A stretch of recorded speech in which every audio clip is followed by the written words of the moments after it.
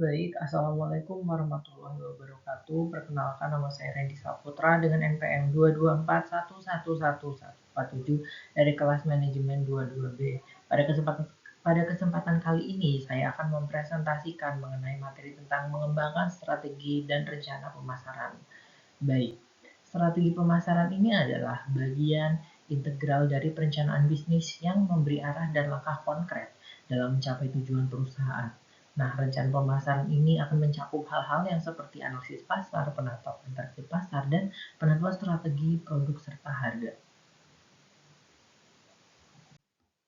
Baik, selanjutnya ini ada bagian analisis pasar dan pesaing.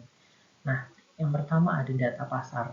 Nah, pada bagian analisis pasar dan pesaing, analisis pasar ini akan mencakup pengumpulan data tentang kebutuhan konsumen, tren industri, dan perilaku pesaing. Nah, nantinya informasi ini akan sangat penting sekali nih dalam merumuskan strategi pemasaran yang lebih efektif. Baik, selanjutnya ada analisis pesaing. Nah, pada bagian ini, melalui analisis pesaing, perusahaan nantinya akan dapat memahami kekuatan dan kelemahan pesaing. Nah, strategi pemasaran yang merekat gunakan serta posisi produk mereka di pasaran. Nah, hal ini tentu saja akan membantu dalam menetapkan strategi diferensiasi yang efektif. Nah, selanjutnya ini ada penyusunan strategi. Nah, pada bagian ini, analisis pasar dan pesaing akan menjadi dasar nih dalam penyusunan strategi yang nantinya akan menjadi panduan untuk perusahaan untuk bersaing di pasar. Baik, selanjutnya ada penentuan target pasar. Nah, pada bagian ini ada tiga bagian penting nih. Yang pertama ada segmentasi pasar. Nah, pada bagian segmentasi pasar ini kita akan memahami segmen pasar yang spesifik sehingga rencana pemasaran dapat disesuaikan untuk setiap segmen. Nah, yang kedua ada penentuan target. Nah, pada bagian ini kita akan menetapkan segmen pasar yang akan menjadi fokus dalam upaya pemasaran produk atau layanan produk. Nah, selanjutnya ini ada perumusan strategi. Nah, pada bagian perumusan strategi ini, strategi seperti diferensiasi dan penargetan akan diarahkan pada segmen-segmen pasar yang nantinya telah ditentukan. Nah, ini selanjutnya ada penetapan tujuan pemasaran. Nah, yang pertama ada spesifik. Nah, kita ini harus menetapkan tujuan pemasaran yang jelas dan terukur. Nah, selanjutnya ini ada terukur. Nah, pada bagian ini kita akan menetapkan tujuan pemasaran harus dapat diukur sehingga kemajuan dan keberhasilannya dapat dinilai dengan sangat tepat.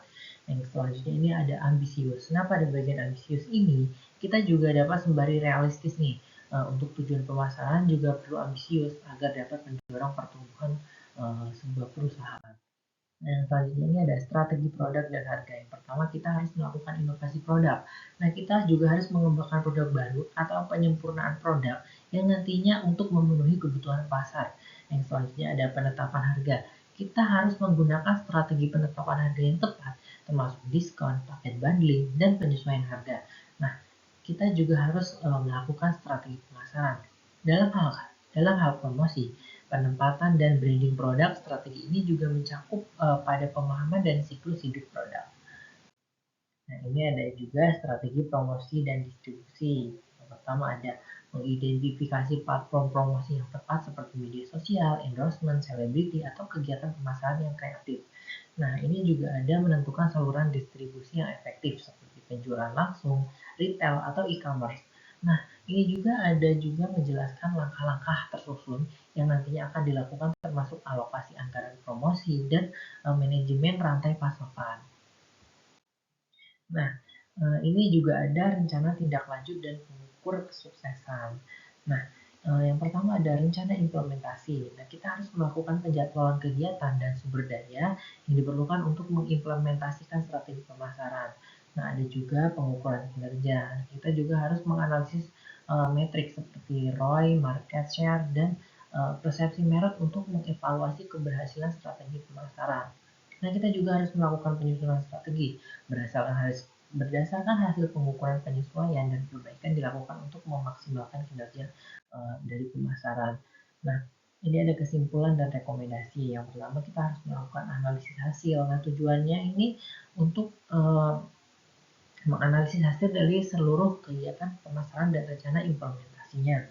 Ini juga ada rekomendasi. Nah, kita juga dapat menyusun arahan dan rekomendasi untuk perbaikan serta strategi pemasaran yang akan ada di masa depan. Nah, ini juga ada dokumentasi. Nah, pada bagian ini kita akan menyusun dokumentasi rencana pemasaran yang nantinya akan dilakukan beserta pelajaran yang dapat untuk referensi di masa yang akan